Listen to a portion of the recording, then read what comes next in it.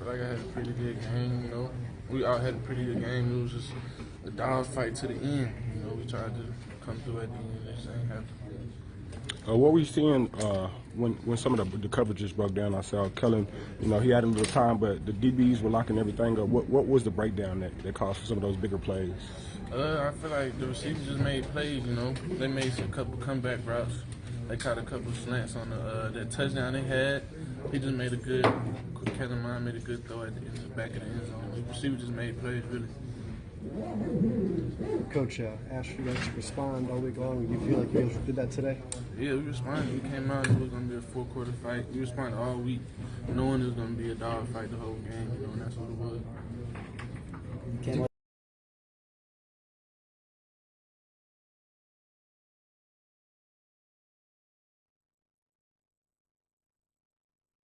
All week, knowing it was going to be a dog fight the whole game, you know, and that's what it was.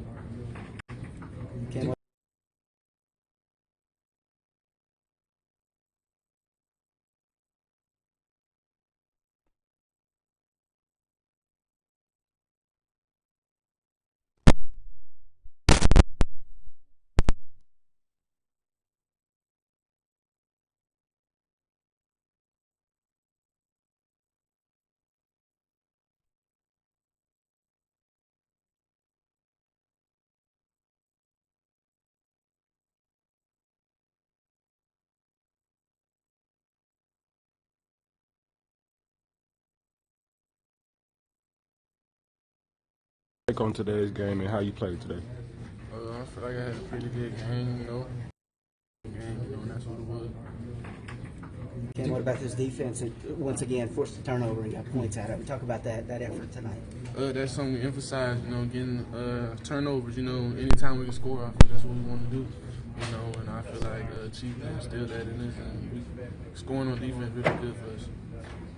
How did you feel with Chief going up to the top? I know that did they seem to call plays different, or how did you feel? Nah, it didn't make no difference. I think last year he was up top, but it didn't really make no difference. We still had Coop and the other guy calling plays. Do you think anybody outside of Fayetteville believed that you would take down? I mean, you guys almost took down the national rank team.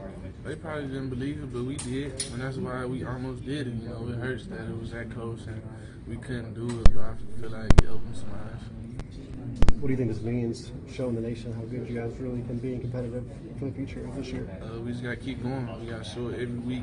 Because I feel like playing like that going to win us some games. So I feel like we just got to keep going, respond. We got a little bye week coming up, respond. A week after that, go to Kentucky. We got it's going to be another dog fight. What's that one thing you think the team has to do to get over that hump? You know, you guys keep getting right close to winning, and then, I feel like stop giving them free yards. You know, penalties, stuff like that. We stop doing that. We just don't give them nothing. I feel like we can win. We can win another game today.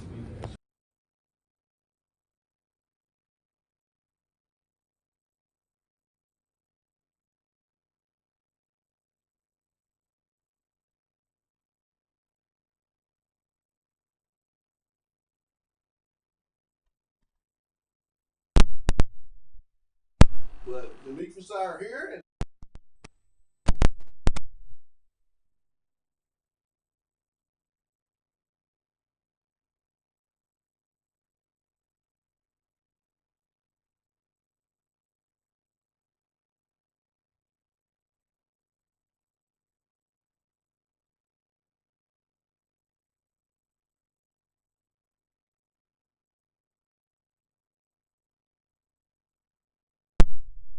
Northwest Arkansas Mall in Fayetteville.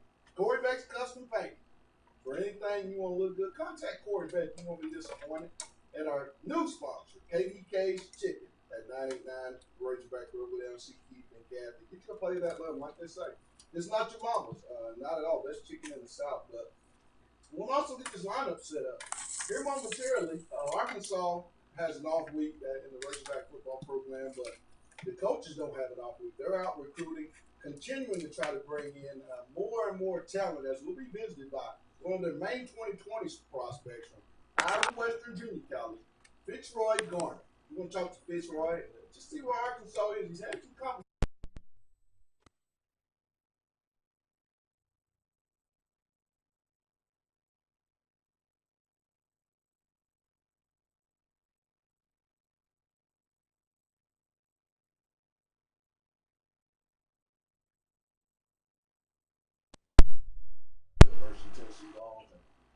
You know, it's a big weekend.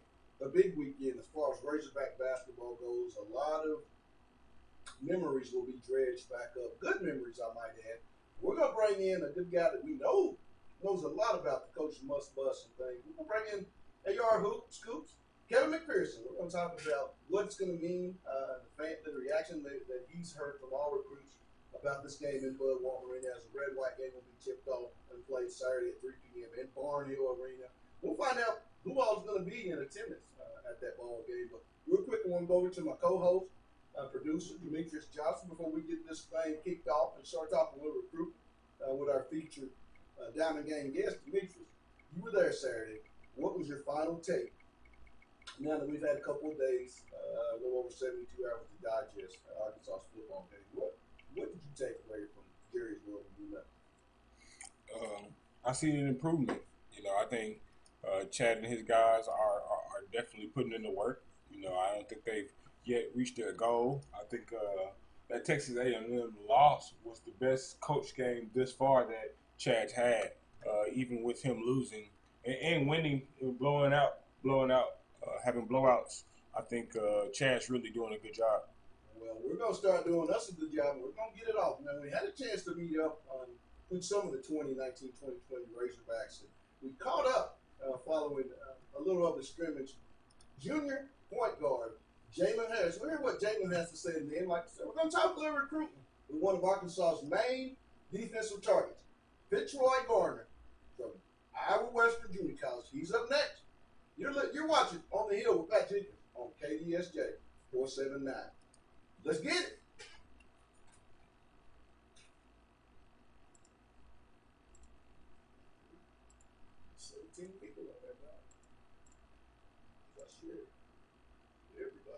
Told me like point guards at the next level, they all are leaders, and they don't be the guys that lead by example. They talk first. So I've really just been trying to talk a lot, let the guys hear my voice. So when it comes in the game, it's not like a surprise to them. What's been the biggest difference with this adjustment to the new coaching staff and the way that they approach practice and this team and what they've brought in? I'll say just mainly having a killer mindset every time you walk on the floor with Coach Musson. Knowing that you have to lock in and know everything that he's doing, the plays, especially knowing the defensive schemes, all of that. Yeah, so with Coach Musman, I'll just say that you have to really just be locked in each and every day. You can't wander off. You know, when they brought him in here, talked about how he's really coached on every single level of college basketball and the NBA and the D-League and all that kind of stuff. I mean, as a player, though, when you look at the kind of resume that Coach Musselman has, how does that help you as a player? What do you think about that, where he's been? It's real big, knowing that he's coached the best guys to ever play basketball. So knowing, like, I know I have to listen to him, and he know what he's talking about. So for me, it's just I've played against him also. So just knowing the type of coach he is, I know he's going to do whatever to help the team and also me whenever I need him after basketball as well. So I really like Coach Musselman. How fun was it, all the different stuff you guys did this off-season? Like, you hung out with the track team, you guys did boxing, spin class, just trying to get you guys kind of out of your element. How fun was that for you? It was really fun. It was definitely a team bonding thing. So, like, when we went to go play laser tag, it was real competitive. Coach Musselman, I didn't know he was that competitive until then. But that was real fun. All those things, spin classes, the Orange Theory, just trying to get ourselves in shape. It was real big and fun for us. Well, how do you think that's going to translate onto the court? Welcome back. It's On the Hill with Pat Jenkins Sports Talk Radio here on KDSJ 479. We come to you each and every day from 1 to 2 p.m. But, you know, Arkansas has a very, very young defense, one of the youngest in all of college football. And I know if you're Coach Morris and Coach Chavis, you want to kind of enhance the age in that group. And Arkansas is going to make their way to Iowa Western, and we're going to catch up with one of their main Diamond Gang prospects, 2020 outside linebacker defensive end, Fitzroy Gardner, FG. Welcome back to OTH, my man. How you doing? I'm doing real good. How are you doing? And how, up to this point, Fitzroy, is your sophomore campaign going right now at Iowa Western? It's going good. Season defense, we're doing good. When you look at your recruiting, I know as we spoke earlier today, Fitzroy, you said you spoke with Arkansas defensive staff, Coach Caldwell, I believe Coach Chavis. how'd that conversation go, and the conversations that you've had with the Arkansas defensive staff going, and what have they talked to you about when it pertains to Arkansas? Actually, our conversation really well. We talk about how we can change, how I could change the defense, learn the schemes and come up with new schemes. And to go with how I play with my speed and agility, and we just always keep close contact and we just stay close to build our relationship so we can get to know each other. It's been going good. I know Arkansas is one of the main schools recruiting you the hardest. Also, too, who are some other schools at this moment in time are showing you the most interest as far as getting you to, really consider their program? I would say Houston, Mississippi State, UCF, and a little bit of Georgia. When you look at Arkansas, it's a program that hadn't had a lot of success here in the last couple of years. Is Arkansas, or is that a program, when you look at it, you feel like could be a program you want to get into and help build, or where are you at? Do you want to go on a program that's already established? How are you looking at that, Fitzroy? I mean, I grew up like playing with Professor through high school. And I ain't gonna say Arkansas because I've been watching this program since I was growing up, so I know they got a good program. So, yeah. When you look at Arkansas, have you and Coach Chavis and Coach Caldwell come up with a date on when you'll be looking at Arkansas on campus in depth even more? Yeah, we have. What's that date? We actually talked a lot. It'll be right after my football season, going into December. Yeah. Now, up to this point with your football season, what do you feel good about? The way you've played, and also too, you always look for things to improve on, Fitzroy. What are you working to improve on each and every game that you take the field? I always tell myself to just work on my steps and work on my hands every game. Share my notebook. Work on my steps and work on my game. Make sure I stick to my assignment. Now, when you look at Arkansas, and like I said, most of the schools that are recruiting you, are you looking to stay close to home? I know you're a Florida kid, having come played at Sefner High School. What are you looking to get away, or just right now, distance is not really going to be a factor in your decision? No, distance don't really matter.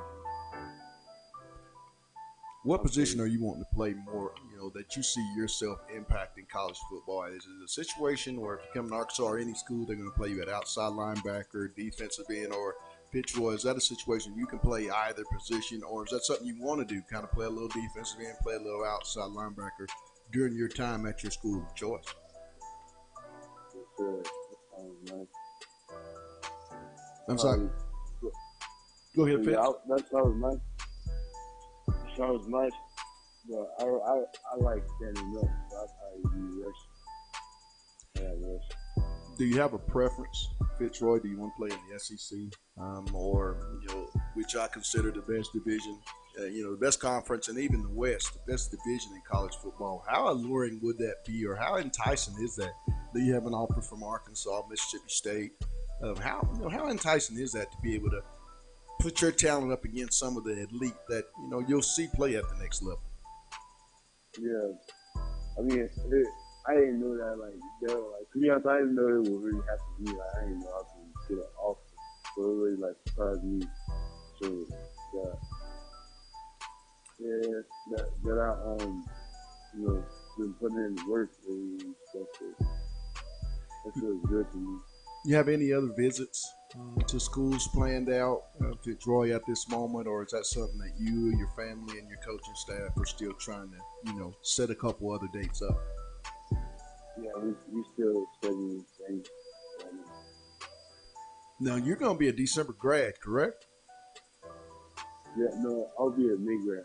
Okay. Well, Fitzroy, if I show up this week to your game this coming weekend, what type of player will I see in 2019 that maybe I didn't see in 2018? Whole different ball, man. The whole different player. More aggressive. How do you handle that leadership role there at Iowa Western? I know you're one of the elite recruits on that defensive side of football, and a lot of attention. I know you're getting, when people come to the game, they game plan for you, Fitzroy. I mean, is that something that you really enjoy, and how do you handle the double and the triple teams each and every time you take the field? It's, you just gotta. I mean, it feels good. It works hard, but we all a team, so it's not. I wouldn't say we all leaders in everyone's eyes. So we just all literally certain quick assignments, Now we all just connect.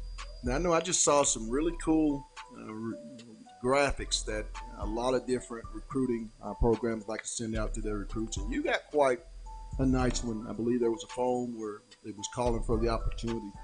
How much does that go into your decision with the type of love that each school shows, from their recruiting office and from the fan bases, or is that just something you have a lot of fun with? Yeah. Which fan base or fan bases, I should say, show you the most Twitter love, Fitzroy? Arkansas, Houston, UCF, and Mississippi. Well, I know you got some practice to get to, and I want to thank you for taking time out here on the Hill. But if there's one message that you want all Razorback fans that are listening and tuning into our broadcast and hearing your segment, what would that one message be today, Fitzroy, in your words? I will be coming to Arkansas soon, so I hope I have a lucky trip there. Well, Fitzroy, I love talking to you, man. Good luck this upcoming weekend. Continue to eat out there really well on the football field, and I look forward to keeping in contact. And thanks for taking time out on the Hill today, my man. Thank you. That was Fitzroy Garner, 2020 outside linebacker, defensive end. Major prospect out of Iowa Western Junior College, 6'3", about 225, 230.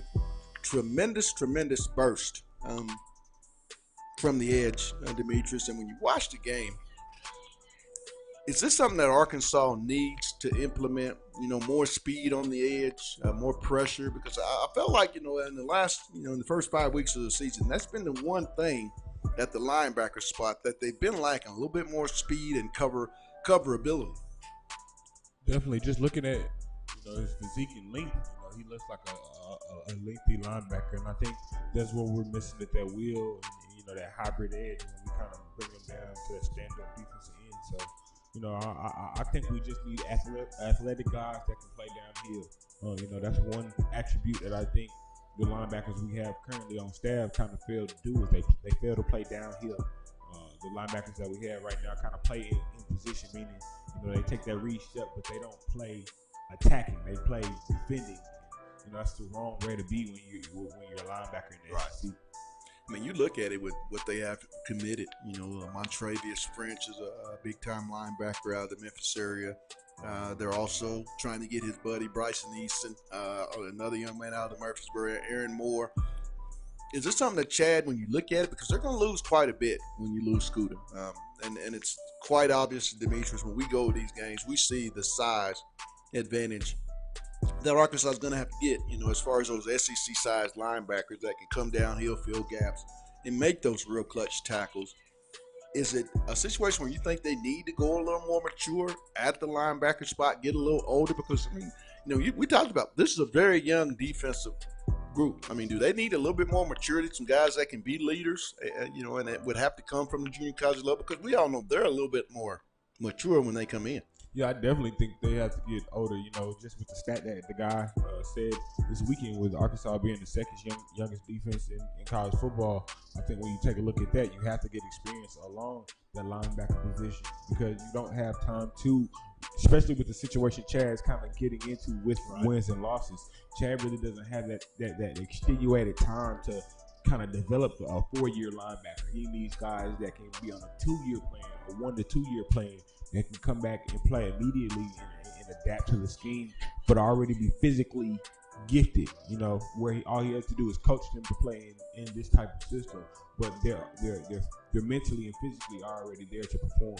I mean, you get guys like Fitzroy, Garner, and you add them to the mix that they have with such a young group of defenders. I mean, next year, but you talk about year 2 when they become juniors and this team has a year together, because I really think by year 2021, I think this is going to be one of the elite defenses in all of college football, and in particular in the SEC West and the SEC. But that's, on down the road. But we're going to take a quick break. We caught up following Texas A&M with senior grad transfer quarterback Ben Hicks. We'll find out what Ben has to say, and then we're going to take a trip and stop in the hedges. We're going to talk a little dogs involved with Jake Roos of UGAsports.com. That's all up here next. It's On the Hill with Pat Jenkins on KDSJ 479. Back in a bit.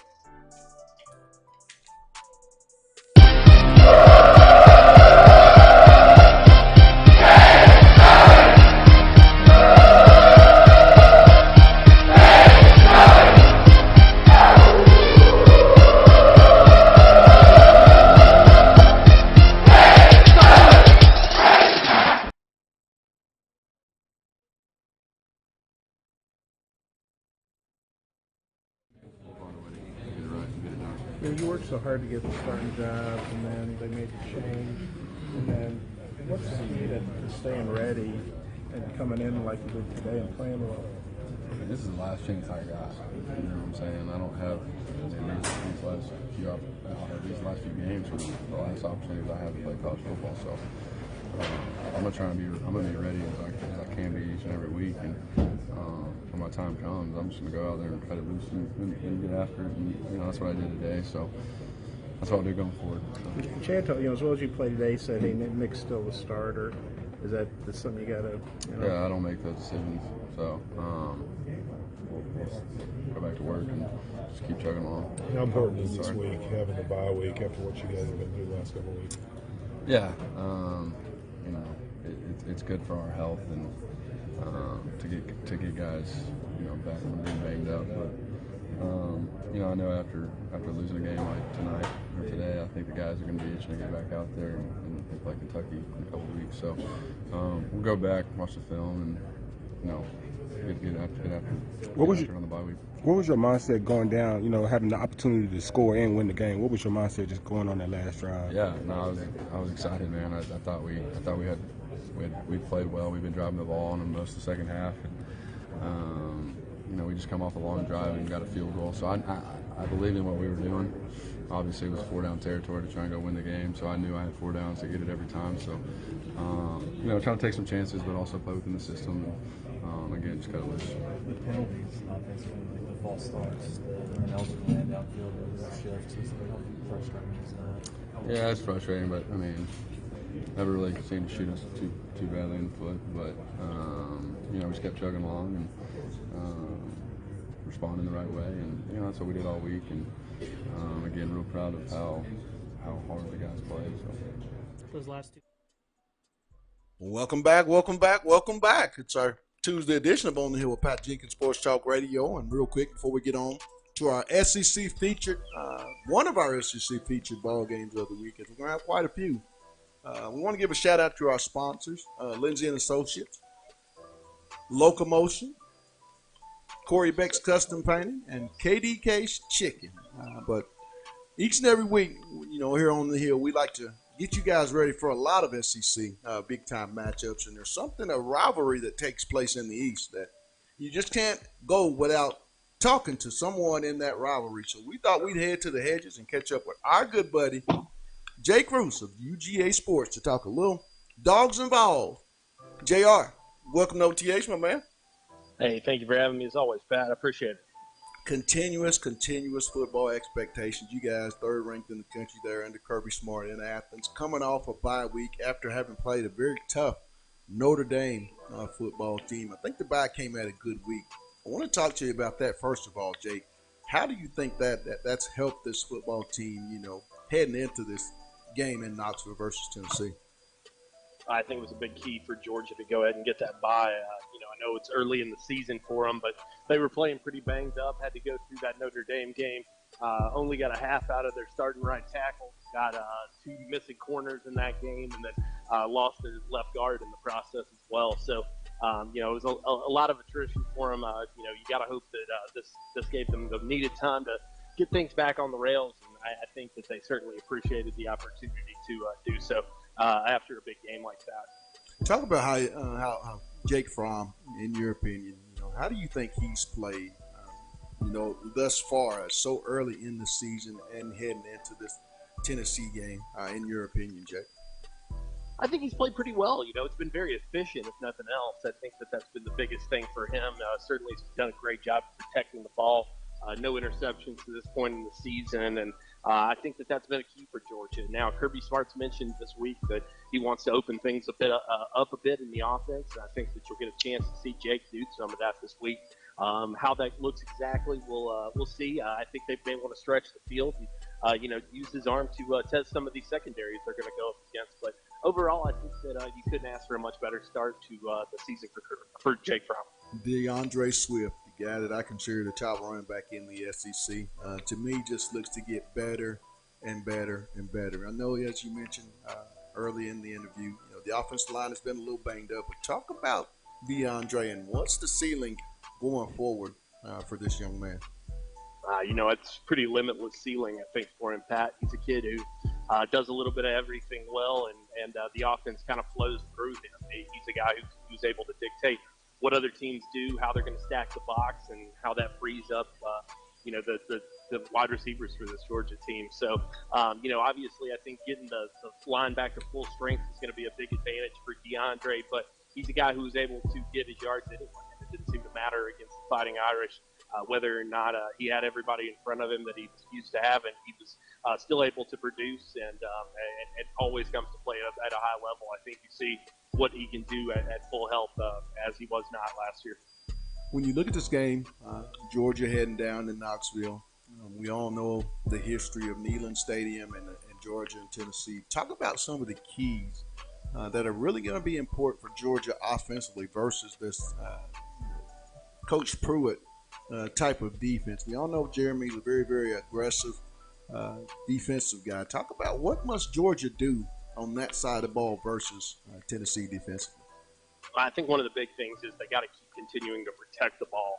That's something that Jeremy Pruitt emphasizes with his defenses, is creating turnovers and getting that havoc started. So I think that Georgia has to do a great job of continuing to limit those turnovers. But simultaneously, I think that they want to get, establish themselves on the ground. But I think you'll see them turn to some of these young playmakers, too. I think this will be a good opportunity for them to team up against, a defense that's a bit underperformed at this point. And I think that you'll get a chance to see them, guys like George Pickens and Dominic Blaylock, get in there and really have a chance to stretch the field and show what they can do in the SEC play. Talk about them. Georgia defensively. This is a defense also, too, just like DeAndre Swift, Jake. I feel like this group is getting better and better and better. Secondary, very elite. What can they do defensively on Saturday in Knoxville to come away and be undefeated and still playing for a lot ahead of them? I think that the big thing on Saturday that they want to make sure that they get rolling is that, we talk about havoc rate every week. Putting pressure on the quarterback, creating turnovers, and getting into the backfield and just affecting the ball's game plan. I think that they want to get some of these outside linebackers like an Adam Anderson, a Nolan Smith, get those guys involved and give them the chance to get back there and create some problems for this Tennessee defense or the Tennessee offense, I think they need that opportunity to start to get into that groove, especially moving heavily to SEC play, because havoc's going to be a big key for them moving forward. Talking with Jake Roos of UGAsports.com. Covers all Georgia Bulldogs information for us here on OTH. The one thing I know is it takes the Jimmies and the Joes. You do a tremendous job of covering Georgia football recruiting. They had an off week. Could you tell the listeners, some of the names that the coaching staff or some of the big-time prospects that Kirby and staff were able to get out and see in that off week? Yeah, they were kind of all over the place. It was an opportunity for them to get out. I think that Todd Hartley made his way out to Las Vegas, had a chance to see five-star tight end Darnell Washington. Meanwhile, you had a chance to get out to see guys like Zach Evans if you wanted to. They were out seeing Jordan Birch, one of the top pass rushers in the nation for this class. So Georgia definitely made good use of the bye week when it came to their recruiting opportunities. They maximized those and took the opportunity to really expand the footprint away from home. Now, how are you guys health-wise? I know you said a little banged up on the offensive line. Are there any other injuries that maybe Kirby Smart and that staff will be monitoring all the way up to game time? Tyson Campbell's still a guy that you're going to have to watch. Georgia's number 2 cornerback. I think that you got to be interested in how he's going to be able to perform. And, he came off of a high ankle sprain, so that's going to be one of those nagging injuries. I think that, the opportunity to get him back is going to be key for Georgia down the stretch, but they may be able to go without him another week. Otherwise, I think, Nakobe Dean, Kearis Jackson, all of those guys look like they're going to be full go, and that's big news for the Bulldogs. Well, Jake, we got about a minute and a half, 2 minutes left in the segment, and I want you, before we let you go, give me your offensive player, your defensive player, and the final score of this football game in Knoxville Neyland Stadium on Saturday versus Tennessee and the Georgia Bulldogs. I think the offensive player of the game is going to be Jake Fromm. I think that he's going to have a big day through the air, and like I mentioned, he's got those young receivers. I think he's going to have an opportunity to test those guys and kind of season them up as they kind of get into the meat of their SEC play. So I'm really looking for Jake Fromm to have a big day against those guys. And then, on the defensive side of the ball, I mentioned Nolan Smith as a kid that they want to get going, and I think that they'll have an opportunity this week. I think Nolan can get in there, have the opportunity to create some of that havoc that they've been seeking, maybe even force a couple of sacks. And I do look for Georgia to come away with a big win in this one. I don't know necessarily that they cover that 25-point spread, but I think that they probably top 40 and, probably put the Vols, maybe the Vols get up into the 17-20 range. Well, Jake, as always, love having you on. And we like to cover games of the week. And you guys, it only starts for you guys as we'll be having you on more than likely next week to talk about the big other SEC East tilt you guys having coming up with the South Carolina Gamecocks. But as always, my man, thanks for taking time out here on OTAs, Jake. All right. Thanks a lot, Pat. I appreciate it, buddy. Uh-huh. Well, that was Jake Bruce of the UGAsports.com giving us his take on the Georgia Bulldogs versus the Tennessee Volunteers. And real quick, I want to get a take also from my producer, Demetrius. Tennessee, Georgia. Jake seems to feel pretty confident. I think, we always know that the offensive line of Georgia is elite, probably best in the country. How do you see this matchup shaking out? Does Tennessee have a chance at all on Saturday, in your opinion? Not at all. Tennessee is definitely at the bottom of the East right now. Definitely has an identity crisis down there. I think they're still trying to figure it out. I don't think this year is really looking too bright, and I think Georgia's just too mature. Georgia's just too ready, and I think they're set upon going back to that, SEC championship, going to face whoever comes out the West. So I really don't see Georgia struggling with Tennessee this weekend. Good point. And momentarily, we're getting audio ready of Reggie Chaney from his training camp media day, and then we'll follow Reggie up with Arkansas, Hoop Scoop, and Hogville.net's Kevin McPherson. It's a big weekend going to be taking place in Fayetteville, Arkansas, as Arkansas will be hosting its annual Red, White game. But there's a big-time catch. It's going to be in Barnhill Arena, which a lot of people hadn't had a chance to view a game in there. And, I always tell people, Demetrius, I can't describe it. If you've never been in there, you'll have to experience on Saturday at 3 o'clock. But I'll tell you, it'll be an experience you will not forget. But we're going to step away and get a real quick break. Catch up with sophomore forward Reggie Chaney, and then next up, Kevin McPherson of Hogville.net. Talking a little must bust. It's on the hill with Pat Jenkins on KDSJ 479. Back in a bit. Season's about to come up on you, Reggie. Talk about the transition going from Coach A to Coach Musman. How has that transition been for this basketball team? This has kind of been a little difficult, It's a new coach that, recruited me and he left. And my decisions in staying and a new coach coming in who didn't recruit me, and me staying in and being bought into him, listening to this guy, I really respect Coach Musman, my decisions to stay with him and grind it out for him. I just respect him so much as a coach because he got the experience and he's been on that level. So I think me just learning has been the biggest transition.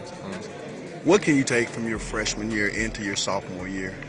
I think I can take just the physicality of the game and the experience I got from last year. I can bring it to this year. You know what I'm saying? To show these guys that transferred here to how tough the SEC is. You know, it's different. You know, you got to be physical, athletic. It's different than a lot of other conferences. Talk about some of the things that, when you finished your freshman year, what were some things that you worked on in the off season to help, go from a weakness to a strength for the 2019-2020 season? I definitely worked on my finishing, my shooting, dribbling. I really worked on a lot of things, just my overall game. I want to improve a lot because I feel like my freshman year, there was areas that I needed to really work on that I couldn't help my team last year that I didn't, and this year I want to be fully prepared for it. When you look at the staff you guys have here at Arkansas now, quite the NBA flavor. From a standpoint from where you sit, what's that like to go from Coach A to pretty much? Welcome back. It's On the Hill with Pat Jenkins, Sports Talk Radio. It's our Tuesday edition of OTH, and Arkansas basketball will be playing. It's a annual red-white game this Saturday, 3 p.m. Doors open at 1:30. But there's a whole lot going to be going on this Saturday when that game takes place. And we thought we'd talk about it with a guy that we knows a lot about it, Kevin McPherson of hogbill.net. KM, welcome to OTH, my man. How's it going, Pat? Always going good when I'm talking to my man Kevin McPherson of hogbill.net AR Hoop Scoop. But let's get off into this upcoming red-white game, Kevin. There's going to be a lot surrounding this weekend's festivities with the game being in Barnhill. Talk about, in your opinion, how big will that be to the fan base, and in particular to Coach Musselman and his initial start of the Coach Musselman basketball era? I think this is big, and I think the idea to have this game played in such a historic venue where a lot of great games are played, really the birth of the modern era when Arkansas basketball was so good for 25 years that really touched parts of 4 decades. It became obvious that Musselman gets it. He understands you've got to embrace the history. Bud Walton is a great facility. We know when it opened up, Arkansas won its first national title. It's had some great games and scenes there.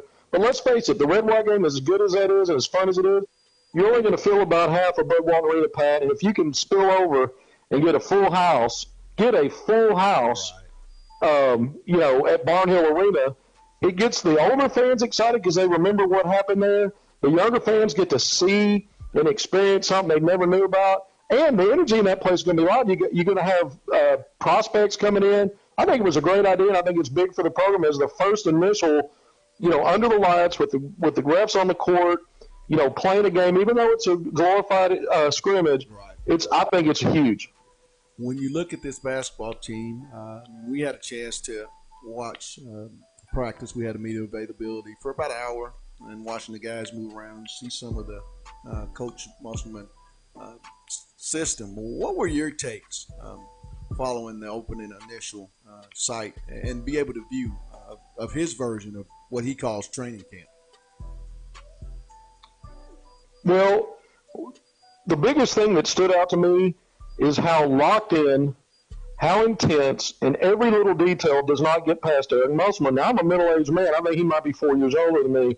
And when so much is going on all at once, I might lose sight of a couple of things. Not this guy. He is all in, and this is what you want from your coach. And this is nothing about the previous staff. This is just about him. Because we never really got this much time on the floor to see the previous staff work with the team. But getting a full hour and seeing real aspects of practice told me a lot about how hands-on Eric Musselman is and how important every little detail is. What really stood out to me was the intensity in the drills, how there's never wasted time. Everybody's on the court, and they use the full court so that there's not guys just standing around watching and thinking, but they're actually taking part. But also all the attention that was given to spacing and timing and screens and switches, all the little things that go in to making you successful, because everybody's got to be on the same page and moving as one. And sometimes we lose sight of that and take it for granted. We think about guys either being a lockdown defender, a scorer, or a rebounder, but it's everybody moving at the right time, the right way. And I thought they put a real emphasis on that, Pat. Kevin, what jumped out to me, and I don't know if you also noticed this also, was the communication. I talked to a lot of the players about there was constant talking going on both on offense and the defensive side for this ball club this year. Talk about that, and is that something, really that you didn't see in the previous staff that Coach Musselman and this coaching staff Pat, are really starting to Pat, start? I lost you there for a second. Can you repeat that question? My apology. Talking about the communication. I saw that in practice. How important will that be? Because I saw this team, they didn't used to do a lot of talking amongst themselves during the game, but you see this more. How impressed are you that Coach Musselman and staff has been able to get that across to this basketball team? Yeah, I think it's important. Again, you want everybody being in concert. You want everybody really sharing the same passion for getting it done right and winning ball games. And to do that, communication's key. And I thought that was another big thing. And I like the way that he stopped play to communicate his points, but also encouraging guys to talk and talk each other up and stay alert with each other and in touch with what everybody's doing. And so I think, again, in the SEC, it's such a serious basketball conference now. And there's really good coaches, really good players. You've got to go at every angle on this to win basketball games. And I think I saw the steps toward that when we got that media day. The thing that stood out to me also too was he places a real big emphasis, as we spoke with him on Wednesday prior to the initial day of practice. He talked about recruiting. Two of his coaches, assistant coach Corey Williams and associate head coach Chris Crutchfield, were not in attendance at Thursday's practice due to the fact that they were on the road continuously trying to, promote that Arkansas brand. It's been real big this summer since this staff taken over. And could you tell us a little bit about who are some of the kids that this coaching staff may have coming in on an unofficial or official visit to experience, this great weekend of the red-white game?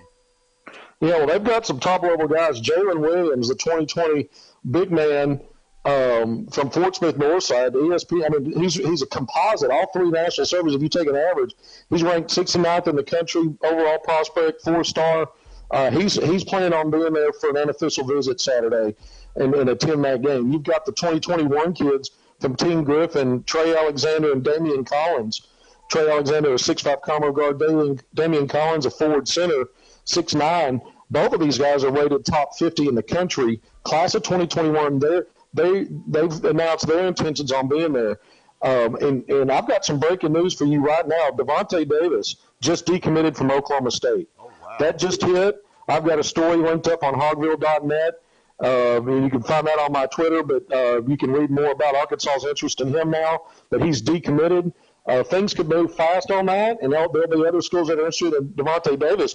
But class of 2020, 6'3" combo guard, who basically has been committed to Oklahoma State since December. Right. Teams like Oregon, Florida, Auburn, he had a bunch of offers. The previous Arkansas staff had offered him. But let's see if he shows up now that he's open. Let's see if he's there Saturday for the red-white game. Wouldn't that be cool? But we'll see how quickly that moves and if it moves in Arkansas's favor, because you can rest assured there'll be a lot of teams showing interest. Talking with Hogville.net's Kevin McPherson, talking Razorback basketball and recruiting. When you look at this recruiting job, and especially the interest that this staff has, started to build with the 20, 21, and 22 young men, in particular that 21 and 20 class. Kevin, there's not a lot of scholarships that are going to be able to be divvied up in that 20 class. How do you think this roster is going to play out as far as, you have Moses Moody. I know he's a high priority.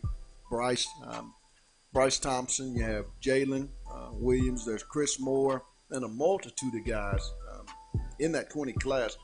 How does Coach Muss and staff prioritize on who's more important than another? That's a great question, Pat. And you know what? I think they're all important. I think every one of these guys in this in-state class is a guy that can help you win games. Jalen Williams, we just talked about him. I think he's a guy that you really want to put all the cards on the table to get. I would say the same thing about K.K. Robinson, Chris Moore, Moses Moody. Now Devontae Davis is in the mix. I put him in that group. These are all top 100 guys, and so you need all of them if you can get them. I know Muss likes that transfer portal. He just racked up on 5 college transfers for 2019 now that he's moved into Arkansas and some guys have left, and he's getting the roster like he wants it. But I think in this league, you've got to get talented high school players too, and you've got to get them. And I think Arkansas this year's got a surplus. He needs to go out after all 5 of those guys full force, in my opinion. And they got other nice guys outside of the state that they're looking at. Bryce Thompson, the 5-star out of Tulsa. You're talking about Keon Ambrose Hilton out of Toronto, who's going to be in for a visit, 6'8", small forward wing, in a couple of weeks, official visit. He's a top 50, top 60 guy. So they got several guys that as long as they can get the right ones, they're going to be fine. And we didn't even mention Kyrie Walker is heading down. Is his official still going to be this upcoming weekend as previously reported? We need to keep an eye on that. I'm not 100% convinced that's going to happen. They did announce that they were going to do that, and it's gotten kind of quiet. And I'm keeping my eyes on that, Pat, but I'm not 100% sure that he's going to be on campus this weekend. Well, talking with Kevin McPherson of Hogville.net and AR Hoop School, also does recruiting information for Pig Trail Nation. We got about a minute and a half left. Out of the 2019-2020 version of the newcomers that you've had to see, what player, in your opinion, will have the biggest impact with this basketball team, Kevin? Which newcomer? Yeah, which newcomer? Man, that's a toss-up, obviously, for me, between Jontil Silla and Jimmy Witt, because we know that they're grad transfers that can play immediately. Right. If Connor Vanover gets cleared, I think it's him. And based on what I saw the other day, because here's the thing with him. Yes, he needs to get stronger. Yes, there are things he can improve on. This guy changes the course of a game because he is a matchup nightmare. He can step out and knock down threes with efficiency, almost Dirk Nowitzki-like, the way he shoots that 3 ball when it comes in. He catch and shoot so quick, and it's money. And then even though he's not able to back his way down necessarily because of that lack of strength, maybe he's not able to get as close to the basket as he wants when he plays inside. But guess what? His touch is so effective, even when guys are hanging on him and they can't block it because he's 7'3", his touch is so good. A shot from 12 or 15 feet from him is the same as a guy that's 5 or 6 feet away from the basket. That's how effective he is. He is a weapon on defense. No, he's not that mobile, but when he takes one step towards you, guys have to change their shots, put a lot of arc on the ball. It changes the path of their drive. He affects both ends of the court. I think it's him. All right, well, my man, I'll catch up. I'll catch up with you this Saturday. You have a safe trip up this weekend, Kevin. And as always, my brother, thanks for taking time out here on OTH. Good to be with you, Pat. I probably had a little too much coffee this afternoon. Good to be with you, my man. Hey, coffee's good, my man. Coffee's real good. That was Kevin McPherson of the Hogville.net, AR Hoops, and also Pig Trail Nation. Covers all Razorback recruiting for us here on OTH. And that's going to wrap up our show today as we want to give a thank you to all our guests. Fitzroy Gardner of Iowa Western Junior College for coming on and letting us know where the Diamond Gang in Arkansas is sitting with his recruitment. Also, to Jake Roos of UGA Sports. He covered the Georgia Bulldogs as they'll be taking on the Tennessee Vols. Gave us his take from the Georgia side of things. And lastly, we finished up with who else? Kevin McPherson of AR Hoops and Hogville.net, also the Pig Trail Nation, for letting us know just how the vibe is around the Must Bus as they prepare for this Saturday's red-white game in Barnhill Arena. Yes, I said Barnhill Arena, and you don't want to miss it. That'll be 3 o'clock on Saturday, as Arkansas will have an off week in football, will not have a game. So go check out the barn if you've never been in it. I'm telling you, I can't describe to you the experience. But also, too, want to give a shout-out to our sponsors before we get out of here, Lindsay & Associates, with an office location in Fayetteville, an office location also, too, in Rogers. Locomotion, located just below the Northwest Arkansas Mall in Fayetteville. Corey Beck's Custom Painting. If you need residential, commercial, or any type of painting and you want it to look good, contact Corey Beck. You won't be disappointed. And lastly, KDK's Chicken at 989 Razorback Road. Go down, see Keith and Kathy, and get your plate of that love. I'm telling you, it's not your mama's. Best chicken in the South. But that's going to do it for myself, for my producer, Demetrius Johnson, to you all. We'll be back tomorrow with much, much more, as we'll have more SEC talk and probably a couple more recruits that we might want to talk to.